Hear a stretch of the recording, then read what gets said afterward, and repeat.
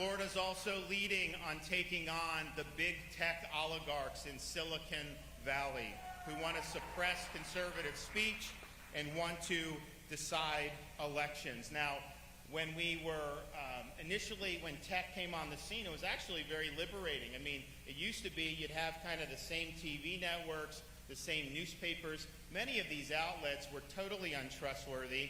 They had lost the confidence of the American people. And so you have internet. Then you had the ability to do social media. And all these other things actually gave conservatives the ability to go around the legacy media.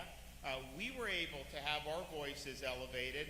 Donald Trump used it very effectively to get elected president in 2016. But you know what?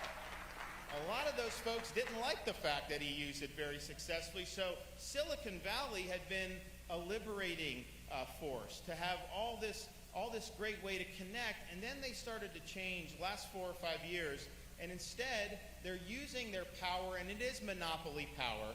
They're using that power to suffocate speech that they don't like, to marginalize voices, and even to deplatform them entirely. And so within the next couple of weeks, I will sign the first piece of legislation that any state has done to fight back against big tech censorship, to allow you, if you're censored or deplatformed, to sue big tech, to make sure that their algorithms and the things that they're using to manipulate search results and all these other things that affect our lives every day in ways that we can't even comprehend, that all of that is transparent. We also want to protect against big tech interfering in our elections. They should not be able to deplatform Republican candidates for office. They shouldn't be able to suppress negative information about their preferred candidates. And so we are fighting back against big tech.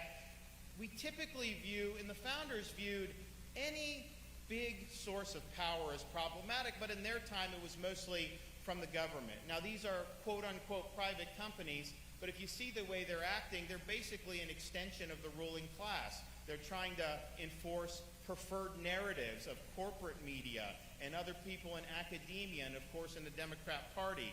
I think that we're so used to seeing freedom being threatened by a bearded tyrant and military fatigues, and rightfully so because that happens.